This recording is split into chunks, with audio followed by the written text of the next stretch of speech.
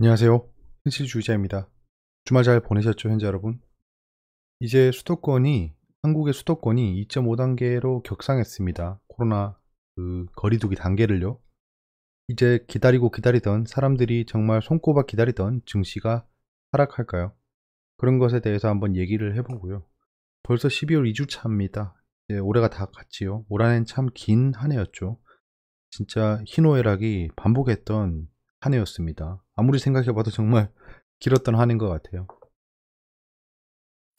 예, 수도권이 3주간, 앞으로 3주간, 12월 말까지겠죠?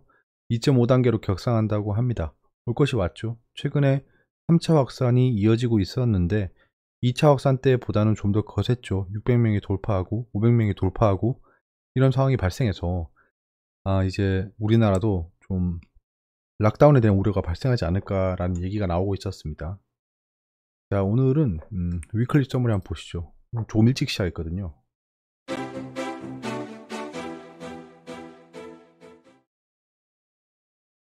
네, 오랜만에 한번 정리해 봤는데요.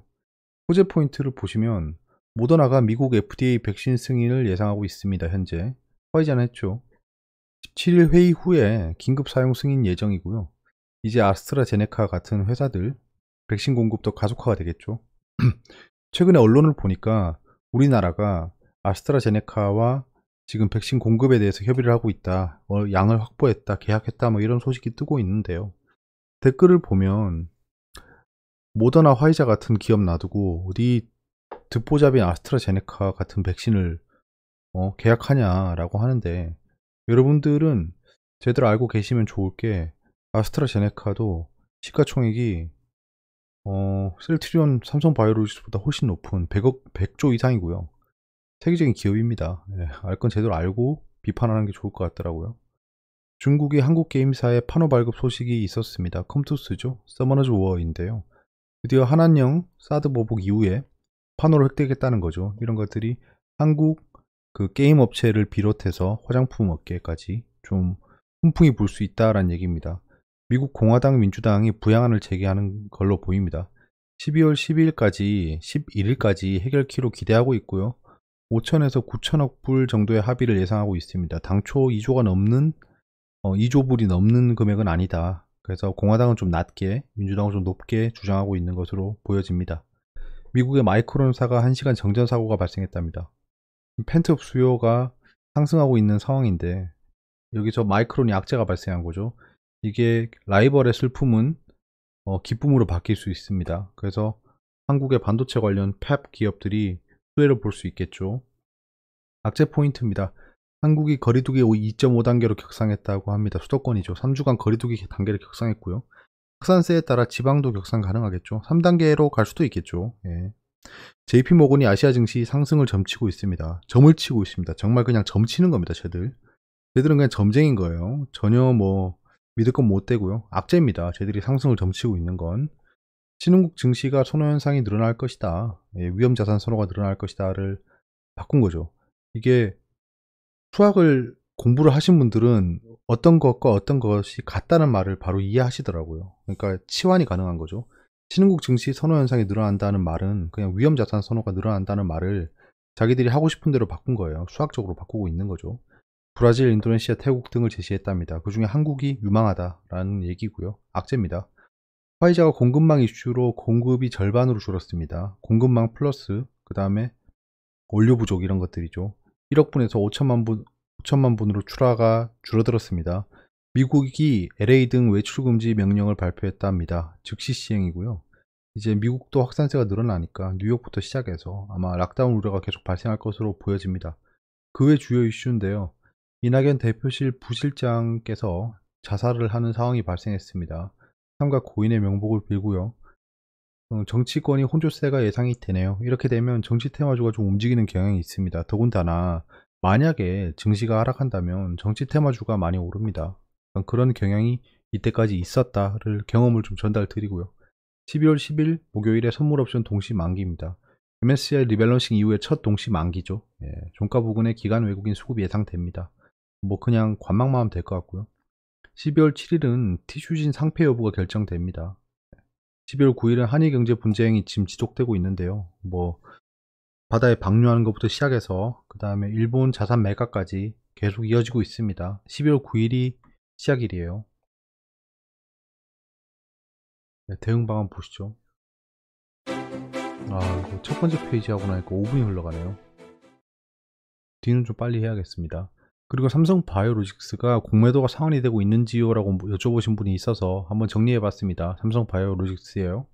지금 보시면 알겠지만 공매도는 지속적으로 상환하고 있습니다. 사실 전 삼성 바이오로직스를 요쯤 20년, 19년 19년 10월 부근에 좋다라고 생각하고 이때 상승한다라고 했었잖아요. 요 상승을 전 세계에서 유일하게 맞춘, 유일하진 않았죠. 2명 정도 더 있다고 예상합니다. 누군지 몰라요. 아무튼 이때부터 좀 좋게 봤었는데요. 참 안타깝게도 30만원에서 지금 거의 한 2.5배 뛰었죠. 2.5단계 격상됐는데요. 저는 이때 이걸 보고 판단했었습니다. 여기서 공매도가 줄어드는 것을 보고 확 줄어드는 것을 보고 상승할 수 있겠구나 라고 느꼈습니다. 근데 아직 저는 분식회계 이슈가 끝난지 안 끝난지 모르겠습니다. 그래서 아직도 손을 못 대고 있고요. 그 셀트리온이랑 뭐 한미약품 같은 라지캡을 들어가고 있는 거죠. 제가 제약바이오 라지캡을 다 가지고 있는데 SK바이오팜까지 해서 한 번만 안 가지고 있잖아요. 그 이유가 그겁니다. 가지고 있었어도 옛날에 샀을 건데 그렇지가 못하다. 아무튼 삼성바이오로직스는 현재 공매도 상환이 계속 일어나고 있고요. 그럼에도 불구하고 저는 매수를 못한다. 지금 타공장을 증설했죠. 연매출이 1조가 넘었습니다. 앞으로 지속적으로 늘 거다라는 생각이 들고요. 타공장 증설해서 이제 월드 CMO 캐파를 좀 커버할 수 있다라는 겁니다. 자, 그리고 코로나 확진자 그 추이를 보시면 지금 여기 확 늘어나고 있죠. 지금 현재 늘어나고 있습니다. 최대 631명까지 늘었어요. 1000명을 넘어가면 800명을 넘어가면 안 됩니다. 800명을 넘어가면 3단계예요. 3단계로 가면 좀 다른 얘기가 됩니다. 2차 확산 때랑 좀 달라지겠죠. 2차 확산 때도 그렇게 많이 확산되지 않았지만 전저점을 위협했었거든요. 그렇기 때문에 이번에도 만약에 확진자가 계속 늘어나면 전저점까지는 위협할 수 있겠죠. 그 정도까지는 좀 생각해 볼 만합니다. 비대면 언택트 테마주가 슈팅이 가능할 것으로 보여집니다. 일단 2.5단계로 올라갔고 3단계도 가시권이기 때문에 네이버 카카오가 좀 보복 매수가 들어올 것 같아요. 이때까지 좀 조정을 많이 보였잖아요. 다른 거 올라갈 때 못 올라가는 아주 억울함이 있었는데요. 보유자들은 추가 매수를 할 거고 언택트 관련주에 관심이 가는 사람들은 매수를 할 거기 때문에 아마도 상승세가 펼쳐질 것으로 보여집니다. 수도권이 거리두기 올려버리면 안 되니까 2.5단계가 되면 뭐가 달라지나. 밤 되면 말이 꼬이네. 행사 모임은 결혼식, 장례식장 50명 미만, 다중이용시설 9시 이후에 마감, 마트, 백화점, 영화관, PC방 같은 것들이에요. 홍보관, 노래연습장, 실내연습장 등 집합금지를 조처하고요. 마스크 착용이 의무화됩니다. 실내에서도 2m를 떨어뜨리기 힘들면 좀 음식을 먹기 전에는 마스크를 하고 있어야 된다. 이런 것들. 무과중경기, 종교도 비대면 행사로 해야 된다. 업무 요식업은 이게 3분의 1 이상 재택근무를 권고합니다. 근데 3단계로 올라가면 필수 인력 외에는 재택근무하라고 해요. 좀 더 강해지는 거죠. 재택근무란 키워드가 보입니다. 제가 최근에 계속 추가 매수를 하고 있던 게 재택근무 관련주였죠. 그래서 이런 것들이 어떻게 될지 좀 보려고요. 카페는 테이크아웃만 가능하다. 식당은 밤 9시 이후 포장 배달 가능. 버스, 지하철, 대중교통 운행을 30% 수준으로 감축한답니다. 이러면 자동차 많이 타고 다니겠죠. 2.5단계에서 3단계로 격상은 어렵지 않을까 싶습니다. 왜냐하면 2.5단계를 지금 했잖아요. 했기 때문에 사람들이 조심하고 격리될 거예요. 그러면 외부적인 이슈가 발생하지 않으면 3단계로 안 가겠죠. 코로나 확산은 더 이상 악재가 아니라고 생각합니다. 저는. 악재가 아닙니다. 떨어져도 금방 복구할 겁니다. 투매가 발생한다면 분할 매수로 접근할 예정입니다. 단기 투자로 들어가는 거예요. 단기 투자. 단기 증시 변동성 확대 시에 들어가는 늘 들어가잖아요. 이럴 때. 크게 출렁이면 항상 들어가는 비중이 있습니다. 그게 들어가겠다는 거고요. 이게 우리나라만의 상황으로 보입니다. 현재는 글로벌 증시와 디커플링 될 수 있습니다. 미증시가 상승했다고 우리가 갭 상승을 시작했는데 음봉으로 끝날 수도 있는 거고요. 그러니까 달라질 수 있다는 거예요. 너무 막 글로벌 증시랑 동조화해서 생각할 필요는 없어진 것 같습니다. 경계는 계속 극대화해야 됩니다. 지금 2260 꽤 멀었죠. 지금 2700입니다. 이 정도면 이제 20% 넘게 떨어져야 돼요. 이게 이탈하면 비중을 축소할 겁니다. 그 전까지 눈 하나 깜짝 안 할 거예요. 그냥 단기 트레이딩 기회로 삼을 겁니다. 뉴스를 한번 보시죠.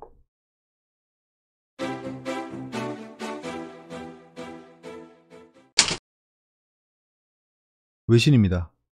예, 스티뮬러스 토크가 예, 모멘텀을 가져올 거다라는 겁니다. 아까 말씀드렸다시피 예, 5천억 불에서 9천억 불 정도 그 부양책이 얘기가 될 거다라는 거고요.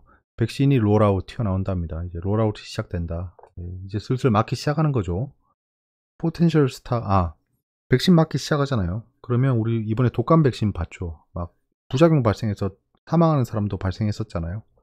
그러면 코로나 백신이라고 그런 일이 발생하지 않을 리가 없습니다. 사실 뭐 콜라 먹다가 죽을 수도 있는 거고 뭐 그 이승 탈출 넘버원 아닙니다. 위기 탈출 넘버원을 보면 바나나 먹다가 죽고 뭐 동전 삼켜서 죽고 그러니까 굉장히 사람이 죽는 케이스는 굉장히 많습니다. 백신 맞는데 멀쩡할까요? 예.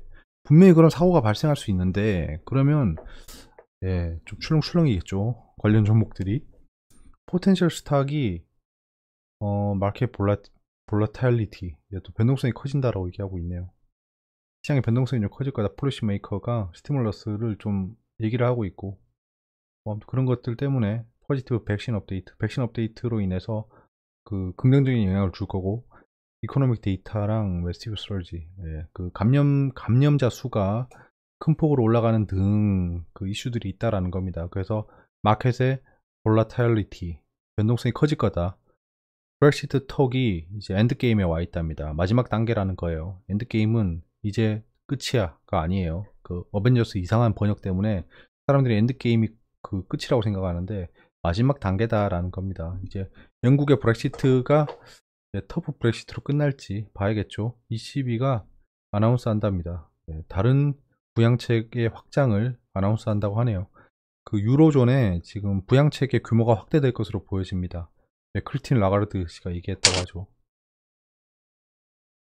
내신입니다. 올해 고소득자 자산이 2.1억 원 늘었다. 주식 비중이 증가했다. 이거는 매년 발표하는 부자 리포트란 게 있어요. 좀 그 계속 보거든요. 내년에는 주식 비중이 많이 늘었겠네요.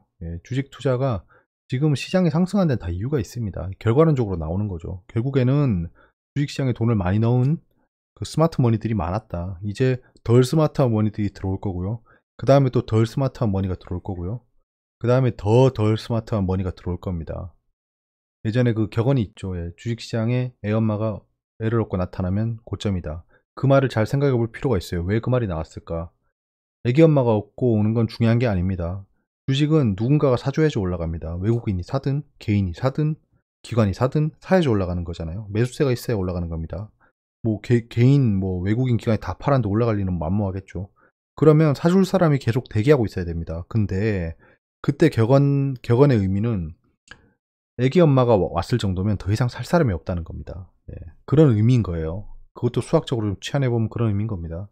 트럼프가 중국 대기업 4곳 또 블랙리스트에 올렸다. 대중 관경론을 쐐기를 받고 있다. 뭐 바이든 당선인이 되더라도 다를 건 없어 보입니다.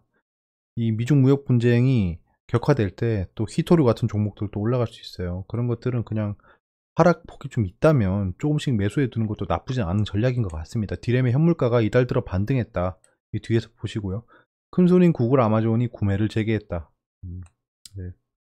이 디램의 수요는 결국에는 서버 수요입니다. 서버 수요. 이제는 4차 산업혁명의 수요가 늘어나겠죠. 그러니까 반도체 관련은 앞으로 계속 좋을 겁니다.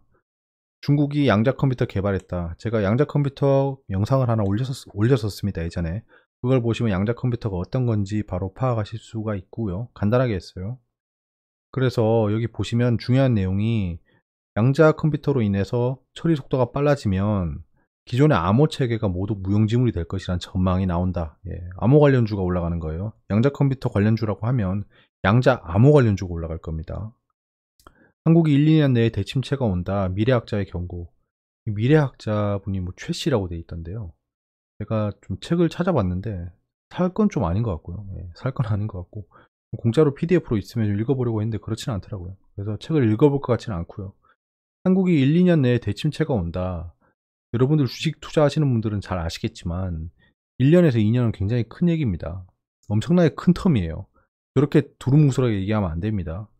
1, 2년 내에 대침체가 온다니 말이 안 되는 것 같습니다. 침체가 왔죠 이미. 와서 돈이 다 풀렸는데 새로운 유행의 악재가 발생하지 않으면 대침체가 올 수가 없습니다. 경제 대침체다 이러겠죠. 주식시장은 안 꺼지고 경제가 꺼지고 있다고 하면서 정신 승리를 하겠죠. 다음 주는 별다른 이슈는 없습니다. 실업수당 청구 건수랑 근원 소비자 물가지수, 근원 소비자 물가지수가 좀 떨어지는 걸로 나오는데요. 이러면 금값이 올라갈 수 있겠죠. 자, 국내 주요 이벤트입니다. 이번엔 좀 괜찮은 이벤트들이 좀 있었어요. 보시면 빨간 것만 볼게요. 12월 7일에 오늘이죠. 이제 오늘입니다. 탄소 중립 실현 당정 협의가 있습니다. 이러면 우리가 탄소 중립, 전 세계 표준에 맞추는 탄소 중립을 어떻게 펼쳐 나갈지 로드맵을 세우는 행사입니다. 행사라기보다 협의입니다. 그리고 코롱 티슈진의 상표 여부 결정일이 12월 7일까지였습니다. 어떻게 될지 좀 지켜보시죠. 저거 상폐되면 줄줄이 사탕으로 또 엮일 것들이 있죠.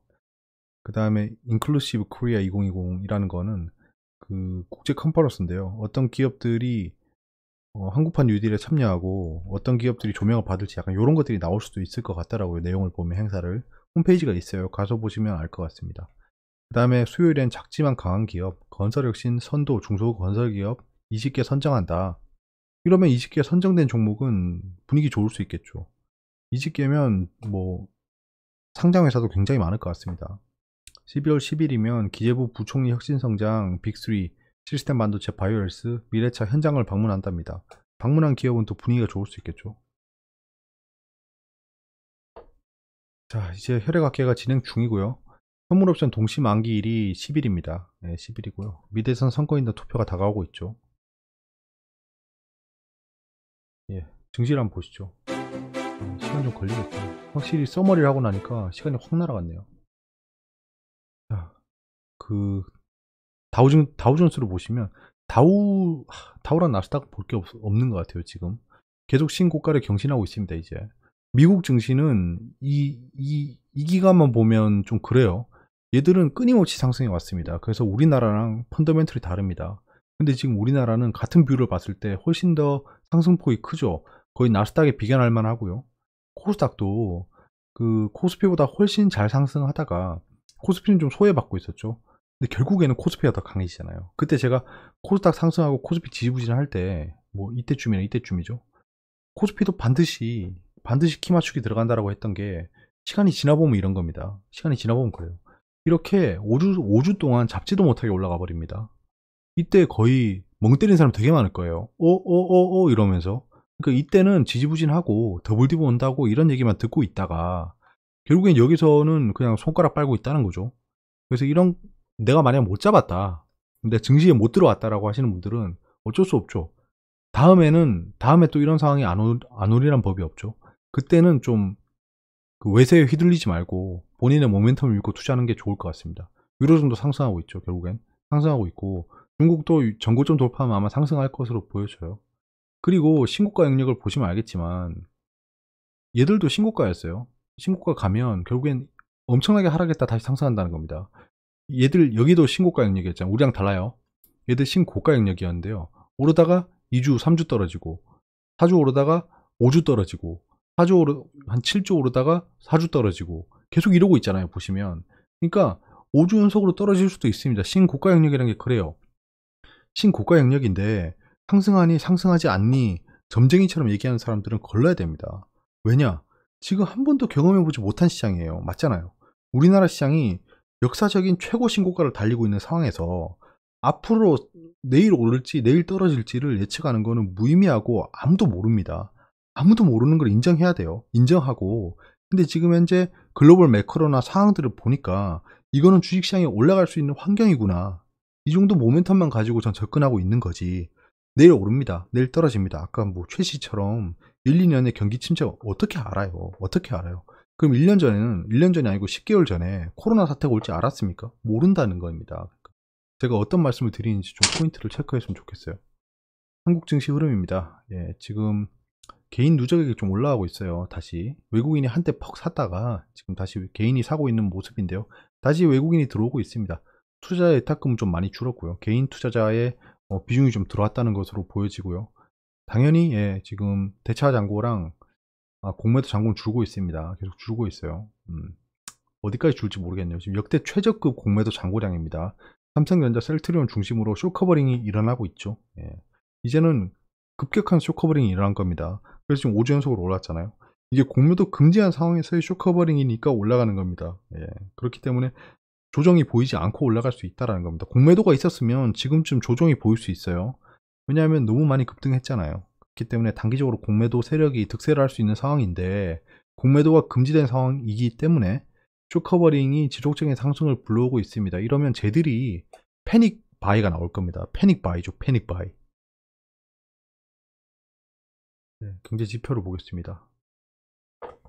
20분 넘었다. 길어지네요. 자, 외환을 보시면 달러 인덱스는 다시 추락하고 있습니다. 이거는 뭐 더 이상 코멘트 할 게 없습니다. 예, 더 이상 코멘트 할 게 없고요.